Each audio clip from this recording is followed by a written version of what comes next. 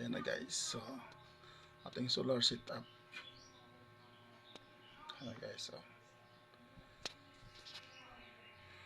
ito yung guys yung ating controller. Dagdating ng 12.5 siya guys. Iilaw na yan. 11 11.1 cut off na siya, mag-off na siya. Yan guys. Yan guys yung ating solar. Ayos, yung battery natin guys maliit lang, pero dalawa yan guys. Papalitan natin yan ng malaki, yung kuan parang 3M.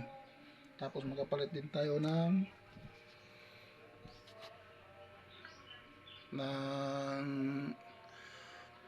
panel, yung malaki na guys.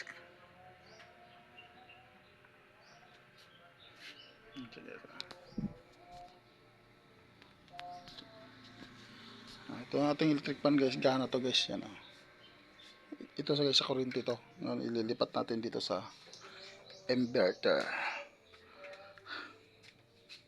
Ito guys, saksakan ng inverter guys. Sige guys. Ayan.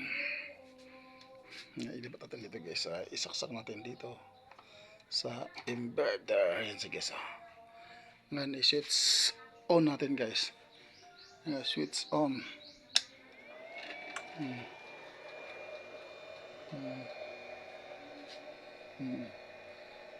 Gana siya guys. Diba? Gana rin pati TV, pati yung aking ampli guys. Gana rin. Yan guys, patayin natin. Off muna natin guys. Kasi hindi naman gabi. I-on lang natin yan pag gabi. Para magamit sa guys, magamit natin sa ilaw at saka electric pan. Guys, tapos ito guys, kayang-kaya nyo to guys. Ito aking video, okay guys. Isang 8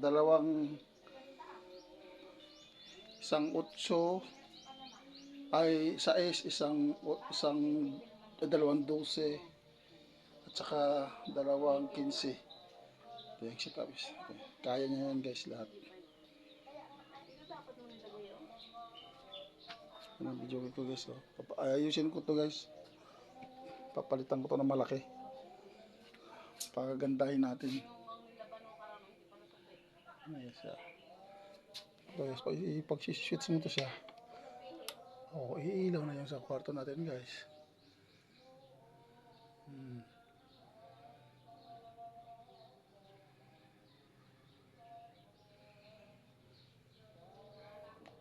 Off natin. Patay siya guys, galagatik lang. Yan lang kasi pa natin nalagyan ng breaker to guys. Bibili pa tayo ng 16 amperes. Kasi sa mahal ng kuryente ngayon guys, kailangan natin magtipid. Sa bagay kami guys, libre. Pero wag na naman natin samantalahin. Ito guys, papalitan natin to guys ng malaki ng 1,500 watts para magagana yung ating electric motor at saka washing. Yun ang ating guys. Tapos papalitan ng malaking battery guys para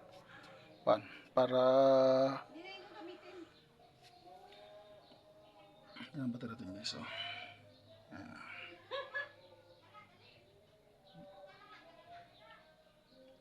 yan ang setup guys. Yan na siya. Yan. Sa ilaw na yun guys, doon sa kwarto ng mga anak ko guys. Kung may ilaw na mga solar yung mga ilaw ko guys, solar. Sa kusina din guys, solar din guys. Kusina ko guys, di pa tapos. Yan guys, solar. Doon din sa labas guys, mayroon din. Doon lang sa kwarto namin guys ang may kuryente. Guys, kuryente ito guys, kuryente ito guys. So buong namin guys. Kurente yan. Yan guys, pagganahin natin yan guys.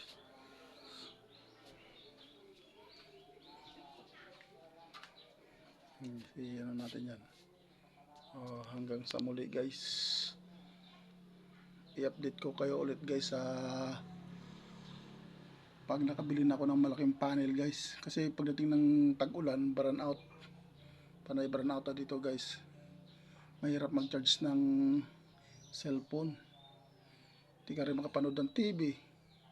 Ay dito guys, kapanood ka ng TV guys. So set up ko na to. Balit na guys, small setup lang ito. Pero pag nagkapira na tayo guys, gagawa natin to guys.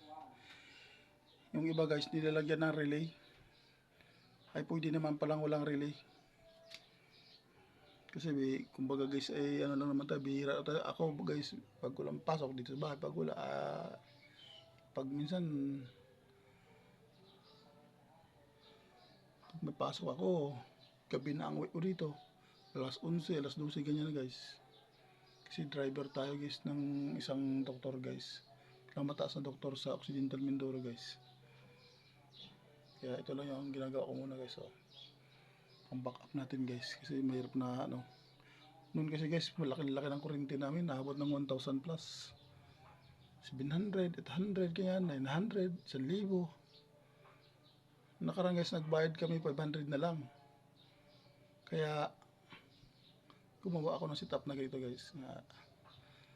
YouTube lang guys. Daming mga nag-vlog. Yan lang guys yung connection ko guys. Kahit yung video ko guys sa YouTube ko lang din yan guys. Ginawa. Yan guys. Walang problema sa ano ba? Unli. Unli tayo guys. Sige guys. Bye bye.